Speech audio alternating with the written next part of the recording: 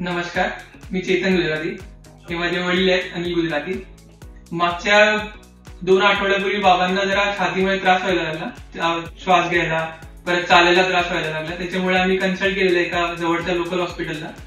तिथं सुचवून त्यांनी एन्जिओग्राफी सांगितली, जिथं आम्हाला कळलं की बाबांना 3 ब्लॉकेज आहेत, ऑलमोस्ट 90%, 80 आणि 70% आहे. ज्याच्यामुळे ती केस जरा म्हणजे ते म्हटले क्रिटिकल आहे आणि हृदयाच्या मागच्या साईडला ब्लॉकेज आहे, म्हणून ती म्हणजे इझिली होण्याची शक्यता नाही आणि रिस्क भरपूर आहे.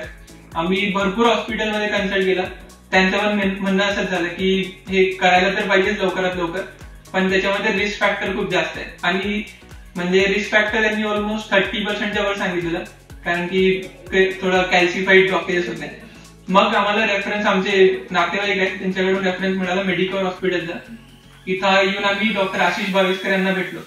त्यांचे मी भरपूर फॉलोअप घेतले, त्यांना भरपूर प्रश्न विचारले. मी लिहून आणायचो प्रश्न, त्यांना सगळे विचारायचो. त्यांनी सगळे डाऊट सॉल्व्ह केले आणि ते भरपूर कॉन्फिडंट होते.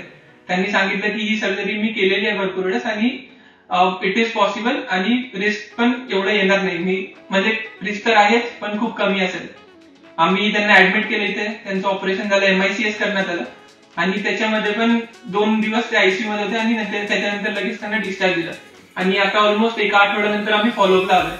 बाबा डेली रुटीन मध्ये सेटल झाले विथ मिनिमम प्रिकॉशन्स आणि आता मोस्टली आय गेस हेल्दी लाईफच जगतायत. जेवण नॉर्मल आहे, सगळंच नॉर्मल आहे. आणि डॉक्टर आशिष भावेशकर यांची टीम म्हणजे ती टीम म्हणता येईल. भारती मॅम, गोहर सर आणि डॉक्टर सर, बेस्ट टीम. आम्हाला कन्सल्टेशन पासून आतापर्यंत प्रत्येक गोष्टीत त्यांनी करेक्ट गायडन्स दिला आणि अजून पण काही हेल्प लागली तर लगेच करतात. So we are very thankful for that.